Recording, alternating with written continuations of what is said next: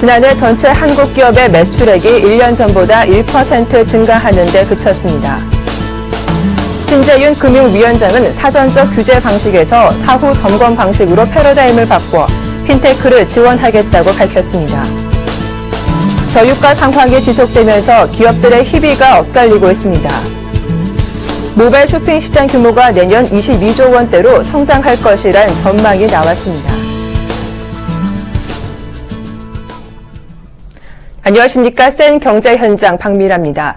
코스피 지수가 기관의 매수세 상승 마감했습니다. 오늘장 마감 소식 증권부 지민구 기자와 알아보겠습니다. 안녕하십니까? 네, 안녕하세요. 네, 자세한 마감 시황 전해주시죠. 네, 코스피 지수가 연기금을 비롯한 기관의 매수에 힘입어 1% 넘게 상승했습니다. 코스피 지수는 19일 전날보다 32.48포인트 오른 1929.98포인트에 마감했습니다. 전날 1900포인트를 내줬던 코스피 지수는 장 초반 외국인과 기관의 동반 매수에 힘입어 상승 출발한 뒤 1% 넘게 강세를 보였습니다. 장 후반 들어 외국인이 매도로 돌아섰지만 연기금이 1000억 원 넘게 사들이는 등 기관이 저가 매수에 나서면서 지수 상승을 이끌었습니다. 개인이 1820억 원, 외국인이 155억 원을 팔았지만 기관이 1926억 원을 순매수했습니다. 그 중에서도 연기금은 1312억 원어치를 사들였습니다. 업종별로는 섬유의복이 10.51% 올랐고 전기가스업, 전기전자 등이 강세를 보였습니다. 반면 보험, 유통업 등은 약세였습니다. 시가총액 상위 종목 중에서는 삼성전자가 배당 확대 기대감에 4.9% 오른 132만 8천 원에 마감했습니다. 한국전력도 정부의 공기업 배당 확대 정책 발표 영향으로 5.73% 올랐습니다. 제일모직은 모건 스탠리 캐피털 인터내셔널과 파이낸셜 타임즈 스톡 익스체인지 지수 조기 편입 소식에 상장 이틀째인 이날 16,500원이 오른 19만 9,500원에 마감했습니다. 이 밖에 네이버, SK텔레콤 등이 강세를 보였습니다.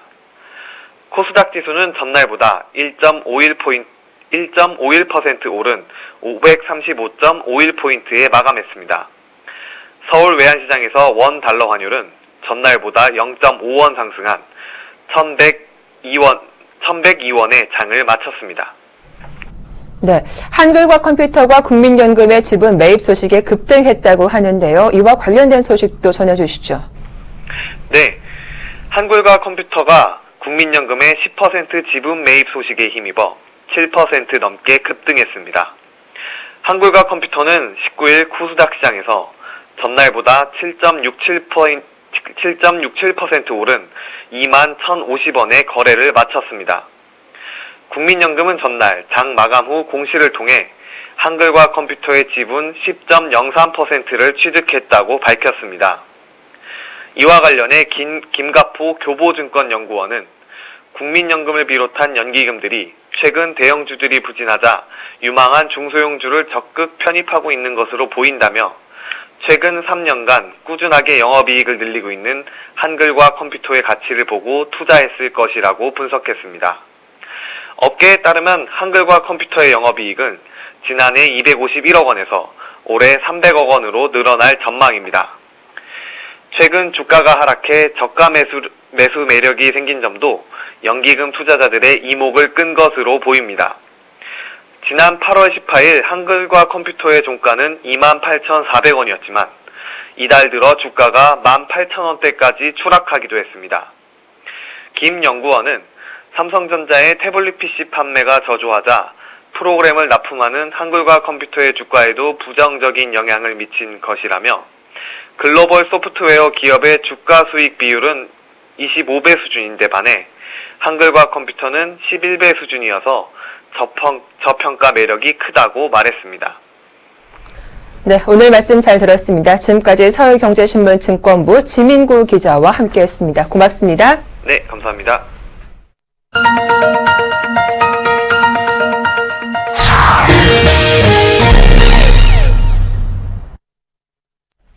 오늘의 주요 뉴스입니다. 지난해 전체 한국 기업의 매출액이 1년 전보다 1% 증가하는 데 그쳤습니다. 전체 기업 중 0.8%에 불과한 대기업이 전체 매출액의 절반이 넘는 64%를 차지하는 쏠림 현상은 여전했습니다. 통계청이 오늘 발표한 2013년 기준 영리법인 기업체 행정통계 잠정 결과에 따르면 지난해 국내 기업의 총 매출액은 4,131조 원으로 2012년보다 1% 늘었습니다. 대기업 매출액은 2,659조 원으로 1년 전보다 0.3% 감소했습니다. 반면 중소기업 매출액은 1,473조 원으로 3.5% 늘었습니다. 지난해 대기업 수는 4,223개로 전체 기업 중 0.8%를 차지했습니다. 그러나 매출액은 2,659조 원으로 전체 매출액의 64.4%에 달했습니다. 중소기업 수는 50만 2천 개로 전체 99.2%였으나 매출액은 1,473조 원으로 35.6%를 차지했습니다.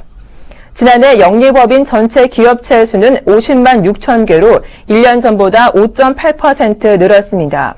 종사자 규모별로는 4인 이하 기업이 12.2% 늘어 전체 증가세를 이끌었습니다. 하지만 300에서 499인 기업은 9.7%, 500에서 999인 기업은 4.5%, 1000명 이상 기업은 2.8%씩 일제히 감소했습니다.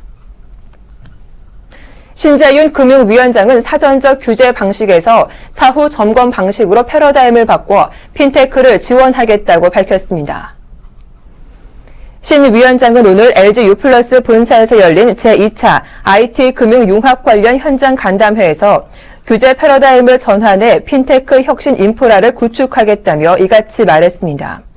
그는 우리나라는 중국 알리바바의 알리페이와 같은 대체 결제 수단을 활용하는 틈새 시장이 매우 좁은 상황이라며 이런 국내 금융산업의 특성을 고려해 시장의 창의와 혁신이 충분히 발휘될 수 있도록 하겠다고 설명했습니다.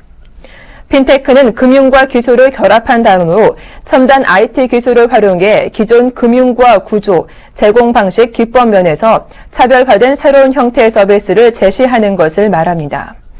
이어 신 위원장은 오프라인 위주의 금융 규율을 재편해 금융 환경 변화에 탄력적으로 대응하겠다고 말했습니다. 또 신 위원장은 핀테크 산업을 정부 차원에서 체계적으로 지원해 국내 금융산업 전반의 경쟁력을 확보하겠다고 말했습니다. 롯데건설이 최근 잇따라 발생한 제2롯데월드의 균열 및 누수와 관련해 안전성 우려를 해소하기 위해 매달 설명회를 열기로 했습니다. 지난 10월 말 문을 연 제2롯데월드는 이달 수족관에서 물이 새고 영화관에서 소음과 진동이 발생해 영업이 중단되는 등 구조물의 안전과 관련한 우려가 지속적으로 제기되는 상황입니다. 이 같은 우려를 불식시키기 위해 롯데 측이 고육책을 마련한 것입니다. 롯데건설은 오늘 오전 잠실 제2롯데월드 홍보관에서 첫 번째 설명회를 열고 콘크리트 균열과 관련한 발표와 질의응답을 진행했습니다. 발표자로 나선 한천구 한국건축시공학 회장은 콘크리트는 특성상 시멘트의 수분 증발과 온도 변화에 따라 균열이 발생하는 것은 자연적이고 일반적인 현상이라며 이를 안전과 연결해서는 곤란하다고 말했습니다. 한 교수는 국내외에서 보통 허용 균열폭을 0.4mm 정도로 정해 관리하고 있으며 제2롯데 균열도 허용 범위 내에서 발생한 것이라고 덧붙였습니다.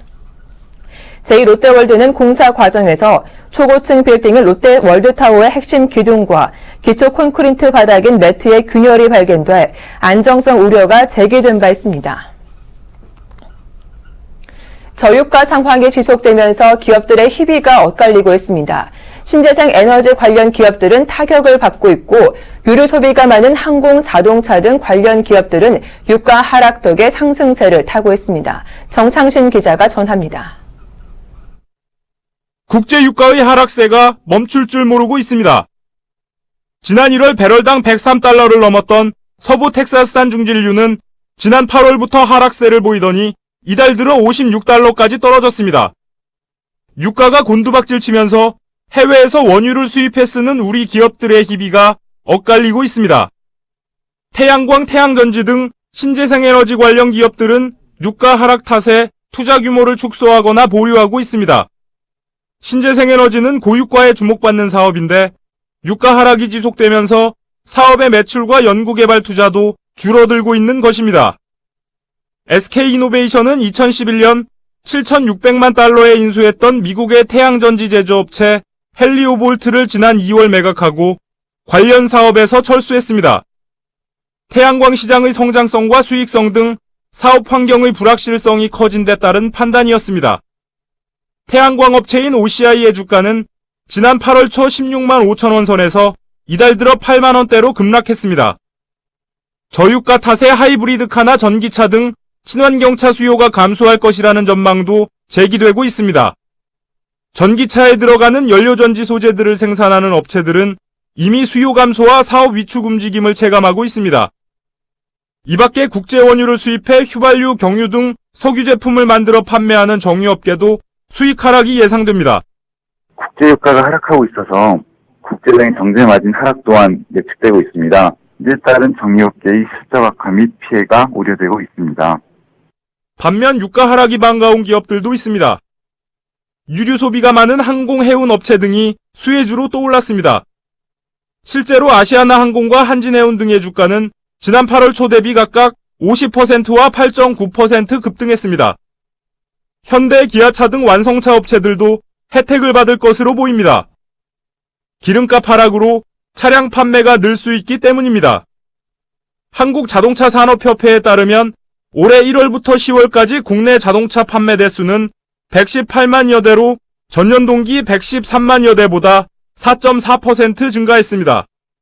이 밖에 싼 기름값 덕에 차량 이용이 늘어 한국타이어를 비롯한 자동차 부품 관련 업체들도 호재를 맞았습니다. 국제유가가 언제 반등할지 불투명한 상황입니다. 따라서 전문가들은 기업들이 장기적인 안목에서 경영 전략을 짜야 한다고 조언하고 있습니다. 서울경제TV 정창신입니다. 휴대폰으로 상품 검색에서 결제까지 끝낼 수 있는 모바일 쇼핑이 인기를 끌면서 시장 규모도 빠른 속도로 커지고 있는데요. 올해 10조 원을 넘어선 데 이어 내년엔 2배가 넘는 22조 원대로 성장할 것이란 전망이 나왔습니다. 한지 기자가 취재했습니다. 올해 온라인 쇼핑 시장에서 강자로 떠오른 모바일 쇼핑이 파죽지세로 급성장하고 있습니다. 소셜커머스 등 온라인에 기반을 둔 기업들의 모바일 사업 확대가 백화점 대형마트와 같은 오프라인 유통업체에 영향을 주면서 모든 유통업체들이 앞다퉈 모바일로 눈을 돌렸기 때문입니다. 한국온라인쇼핑협회에 따르면 올해 온라인 쇼핑 시장 규모는 작년보다 11% 성장한 55조 200억 원으로 집계됐고 내년에는 62조 3,600억 원으로 올해보다 13.3% 늘어날 것으로 예상했습니다. 이 중 전반적인 시장 성장을 주도한 분야는 모바일 쇼핑입니다. 올해 모바일 쇼핑 매출은 작년의 2.2배인 13조 1,400억 원까지 늘었고 내년에는 70.9% 늘어난 22조 4,600억 원까지 성장할 것으로 전망됐습니다. 온라인 시장에서 모바일 쇼핑이 차지하는 비중이 43%에 달하는 셈입니다. 이에 반해 PC 기반의 인터넷 쇼핑몰 시장은 2012년 33조 9,600억 원에서 올해는 31조 9,600억 원으로 줄었고 내년 예상치도 29조 7,900억 원에 그칠 것으로 예상돼 3년 연속 마이너스 행보를 이어갈 전망입니다. 모바일 쇼핑의 성장 비결은 소비자들이 언제 어디서나 필요한 제품을 쉽고 빠르게 살 수 있도록 시공간 제약을 없앴다는 점입니다. 할인 행사가 많은 것도 고속 성장의 주 요인으로 작용하고 있습니다. 이처럼 모바일 시장이 빠른 속도로 커지면서 오프라인 유통업체들도 속속 모바일 시장에 진출하고 있습니다. 한 대형마트는 지난 9월 오프라인 매장을 스마트폰에 구현한 가상 스토어 어플리케이션을 선보였습니다. 앱을 실행한 후 쇼핑 시작 버튼을 누르고 상품군을 선택하면 마트 진열 때처럼 제품 사진과 가격이 펼쳐져 모바일 쇼핑에 익숙하지 않은 소비자들도 쉽게 상품을 고를 수 있도록 했습니다. 최근에 1인 가구와 맞벌이 부부 증가로 저희 스마트폰을 활용한 모바일몰 매출이 크게 늘고 있습니다. 실제 저희 마트에서도 모바일몰 매출은 작년 대비 한 3배 늘어난 1,500억 원 수준이 될 것으로 예상하고 있습니다. 소셜 네트워크 기반의 전자상거래 소셜커머스 업체들도 모바일 쇼핑 시장 성장을 견인하고 있습니다. 전체 매출에서 모바일 비중이 60%가 넘는 소셜커머스 시장은 4년 전 500억 원에 그쳤지만 올해는 100배나 커진 5조 원까지 확대될 것으로 보입니다. 모바일 시장의 급성장이 정체돼 있던 온라인 쇼핑 규모를 키우고 있습니다. 규제 완화로 결제까지 간편해지고 있어 국내 모바일 시장은 내년에도 가파른 성장세를 이어갈 것으로 전망됩니다. 서울경제TV 한지입니다. 올해 IPO 시장의 최대어로 꼽혔던 제일모직이 어제 증시에 상장됐는데요. 청약에 30조 원이 몰리는 등 열기가 뜨거웠던 만큼 주가도 고공행진을 하고 있습니다. 자산소식 산업부 성행경 기자와 알아보겠습니다. 안녕하십니까? 네, 안녕하십니까? 네, 제일모직 상장으로 삼성그룹의 지주회사 체제 이행이 가속화될 것이란 전망이 나오고 있다고요? 네, 제일모직이 어제 상장하면서 삼성의 지주회사 체제로의 전환 속도가 빨라질 것이라는 관측이 나오고 있습니다. 이건희 회장 일가는 제일모직, 삼성생명, 삼성전자, 삼성 SDI, 제일모직 등의 순환 출자 구조를 통해서 금융과 전자, 건설 계열사를 지배하고 있는데요. 제일모직이 삼성 지배 구조의 최상단, 정점에 있는 회사입니다. 삼성은 지난해 12월부터 계열사 합병과 계열사 간 지분 매각 등을 통해서 30개에 달하던 순환 출자 고리를 현재 10개까지 줄였는데요. 삼성 입장에서는 이러한 순환 출자 구조가 상당히 단순화됐기 때문에 당분간 현 체제대로 가도 상관은 없습니다. 하지만 올 7월부터 대기업 집단의 신규 순환 출자가 법으로 금지되는 등 전반적으로 순환 출자를 해소해야 한다는 여론이 많습니다. 그래서 삼성도 결국 지주사 체제로 갈 것이라는 전망이 우세한 상황입니다. 네, 지주사로 전환하는데 막대한 비용이 들고 또 실익도 없다는 것이 기존 삼성의 입장으로 알고 있는데, 그런데 왜 이런 전망이 자주 나오는 걸까요? 이유는 이렇습니다. 이건희 회장 오너 일가가 삼성을 지배하려면 궁극적으로 핵심 계열사인 삼성전자 지분을 얼마나 보유하냐가 가장 중요한데요. 지금까지는 이건희 회장이 본인 지분 3.38%와 삼성생명 지분 20.76%를 통해서 안정적으로 삼성전자의 경영권을 행사해 왔습니다. 반면 후계자로 떠오른 이재용 삼성전자 부회장은 직접 소유한 삼성전자 지분이 0.57%에 불과합니다. 이 부회장이 향후 핵심 계열사인 삼성전자를 직접 지배하려면 이건희 회장의 삼성생명 지분을 상속받아야 합니다. 상속세가 최대 6조 원이 넘을 것으로 추정이 되는데요.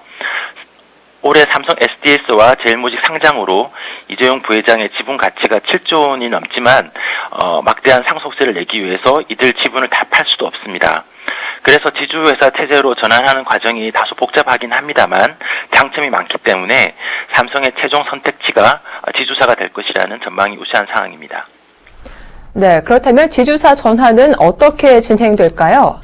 우선 삼성전자를 인적 분할해서 투자회사와 사업회사를 설립하는 게 가장 첫 단계입니다. 이후에 특수관계인 및 그룹 계열사가 가지고 있는 사업회사 주식을 현물로 출자하고 삼성전자 홀딩스의 신주를 받는 이른바 주식 스왑 과정을 거칠 것으로 예상이 됩니다. 마지막으로 어제 상장한 제일모직과 삼성전자 홀딩스를 합병하는 수순을 따를 것으로 보이는데요. 이러한 삼성의 지주사 전환에 있어서 가장 큰 걸림돌은 삼성생명입니다. 현재 보험사의 계열사 지분 보유 한도를 제한하는 보험업법 개정안이 국회에 제출되어 있는 상태인데요. 법이 통과될 경우에는 중장기적으로 삼성생명은 보유하고 있는 삼성전자 지분 7.21%를 매각해야 되는 상황을 맞습니다. 이러한 문제를 해결할 수 있는 방법이 있는데요. 중간금융지주회사 설립입니다. 정부 여당이 지금 중간금융지주를 허용하는 공정거래법을 국회에 제출한 상태인데요. 늦어도 내년 초 임시국회에서 이 법을 통과시키겠다는 입장입니다. 재계 안팎에서는 공정거래법이 통과되면 삼성이 지주사 전환을 선언하고 중간금융지주회사를 통해서 삼성생명도 지배하는 방안을 추진할 것이라는 전망을 하고 있습니다. 네, 이 삼성의 지배구조 개편과 관련한 말씀 잘 들었습니다. 지금까지 서울경제신문 산업부 성행경 기자와 함께했습니다. 도움 말씀 고맙습니다. 고맙습니다.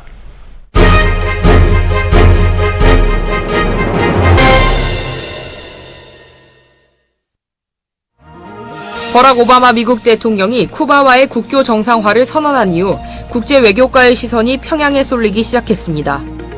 오바마 대통령이 2009년 대통령 취임 이전 적과의 대화를 약속하면서 거론한 대상이 이란과 쿠바, 북한이기 때문입니다. 당시 오바마 대통령은 정상들과 직접 만날 용의가 있다며 과감하고도 적극적인 외교를 천명했습니다. 이 가운데 이란과 쿠바는 절반쯤 약속이 실현되는 듯한 모양새입니다. 오바마 대통령은 집권 2기 첫 해인 지난해 9월 유엔 총회 참석차 뉴욕을 방문한 하산 로하니 이란 대통령에게 전화를 걸었습니다. 직접 대면은 아니었지만 이 통화를 계기로 이란 핵 협상이 다시 물꼬를 텄습니다. 이번에는 쿠바에게 손을 내밀었습니다. 쿠바가 미국인 수감자를 석방한 것을 계기로 53년 만에 국교 정상화를 전격 선언한 것입니다. 이런 맥락에서 볼 때 오바마 대통령의 다음 수순은 북한이 될 가능성이 충분히 있는 것으로 관측되고 있습니다. 특히 북한이 지난달 미국인 억류자 3명을 풀어준 것을 계기로 양국 사이에는 미묘한 해빙 기류가 형성돼 있다는 분석도 나옵니다. 그러나 북한은 쿠바와 달리 핵과 미사일이라는 전략적 문제 걸림돌이 될 수 있다는 전망입니다. 미국의 한 외교 소식통은 김정은 정권이 오바마 대통령의 메시지를 어떻게 해석하고 태도 변화를 보이느냐가 중요한 것으로 보인다고 말했습니다. 서방의 경제 제재로 러시아 경제 상황이 악화된 가운데 유럽연합이 지난 3월 러시아에 병합된 크림에 대한 추가 제재를 내놓았습니다. EU는 오는 20일부터 EU 회원국 기업의 크림 내 투자나 관광 상품 판매를 금지한다고 AFP 통신이 보도했습니다. 마야 코치안치크 EU 집행위원회 대변인은 크림 병합은 불법이라며 이번 제재는 EU가 크림 병합을 인정하지 않는다는 것을 보여주고 있다고 밝혔습니다. 이에 따라 앞으로 EU 기업이나 시민은 크림의 부동산이나 기업을 사들일 수 없습니다. 또 크림 기업에 자금을 지원하거나 서비스를 제공하는 것도 금지됩니다. 특히 EU 기업은 운송통신 가스와 석유 탐사 및 생산 등 에너지 부분에 사용될 수 있는 물품과 기술을 수출할 수 없습니다. 또 EU 여행사들도 흑해 연안의 크림 해변이나 다른 크림 지역 여행 상품을 팔 수 없게 됩니다. EU 기업이 소유하거나 EU 깃발을 단 유람선도 비상 상황을 제외하고는 더는 세바스토폴 등 크림 항구를 경유할 수 없습니다. 블라디미르 푸틴 러시아 대통령은 크림 병합 등 우크라이나 사태로 미국과 EU가 러시아를 경제 제재하고 있지만 크림을 절대 포기하지 않겠다고 밝혔습니다.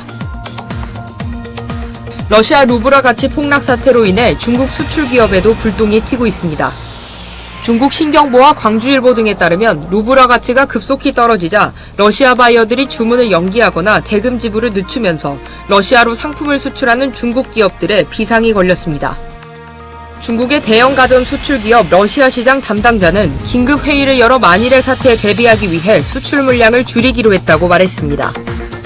광저우의 한 의류기업 사장도 최근 러시아 주문량이 60%가량 줄었다면서 일부 기업은 수출 상황이 좋지 않아 도산하기도 했다고 전했습니다.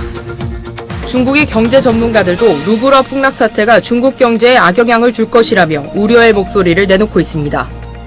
중국 사회과학원 산하 러시아 경제실의 청희진 주임은 언론과의 인터뷰에서 중러 양국은 화폐 교환 협정을 맺고 있어 중국이 일정한 금융 손실을 입게 될 것이라고 분석했습니다. 다만 중러 간의 상호 경제 투자는 루브라가 아닌 달러화를 기준으로 이뤄지기 때문에 기존의 경제 협력 사업에는 별다른 영향을 미치지 않을 것으로 내다봤습니다. 한편 중국 국가외환관리국은 이날 언론 설명회를 열고 루브라 환율의 급격한 변동 상황을 예의주시하고 있다고 밝혔습니다.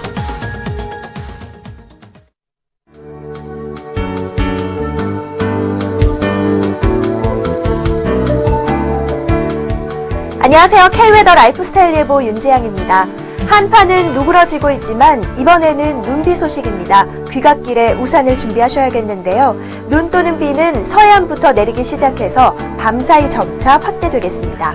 내일 아침까지 경기 북부와 강원 영서, 제주 산간에 5에서 10cm, 최고 15cm 이상의 많은 눈이 쌓이겠고요. 이들 지역에는 대설특보가 내려질 가능성이 매우 높습니다. 서울과 경기, 충북 북부와 경북 북부 내륙에도 2에서 7cm로 제법 쌓일 것으로 보이는데요. 같은 지역에서도 일부에서는 눈이, 또 다른 일부에서는 비가 내릴 수 있겠고요. 쌓이는 눈의 양도 차이가 클 것으로 보입니다. 눈과 비는 새벽에 중서부 지방부터 그치겠고요. 아침에는 대부분 그치면서 점차 맑은 하늘을 되찾겠습니다만 다시 기온이 떨어지며 추위가 강해질 것으로 예상됩니다. 내일 서울의 낮 최고 기온이 0도에 머물겠고 바람이 강해 체감온도는 더 낮겠습니다. 일요일 아침에는 영하 9도까지 크게 떨어지겠는데요. 북서쪽에서 찬 공기가 유입되면서 해상에는 눈구름이 발달하겠고요. 이 구름이 유입되는 충남과 호남, 제주도에는 일요일에 다시 눈이나 비가 오겠습니다. 그 밖의 지방은 대체로 구름이 많은 가운데 낮 한때 약하게 눈이 날리는 곳이 있겠습니다. 현재 전국이 대체로 흐린 하늘을 보이고 있고요. 기압골에 동반된 구름대가 점차 다가오고 있습니다. 내일은 북한지방을 지나는 기압골의 영향에서 벗어나겠습니다. 이후 중국 북부지방에서 확장하는 찬 대륙고기압의 영향을 받겠습니다. 자세한 지역별 날씨는 나절 예보로 알아보겠습니다. 중부지방은 눈이나 비가 내린 뒤 새벽에 그치면서 점차 맑은 하늘을 되찾겠습니다. 한낮에도 영하권에 머무는 곳이 많겠습니다. 남부지방은 비나 눈이 내리겠고 아침에 대부분 그치겠습니다. 낮 최고 기온은 광주 3도, 대구 4도로 예상됩니다. 동해안 지방도 비나 눈이 내린 뒤 아침에 그치겠습니다. 아침 기온 속초와 강릉 2도, 한낮에는 5도 안팎이 되겠습니다. 물결은 모든 해상에서 최고 4m로 매우 높게 일겠습니다. 일요일과 월요일 사이 충남과 호남, 제주도에 눈이나 비가 내리겠고요. 강한 추위는 월요일 낮부터 점차 누그러지겠습니다. 성탄절인 목요일에는 대체로 맑은 가운데 큰 추위는 없을 것으로 전망됩니다. 날씨였습니다.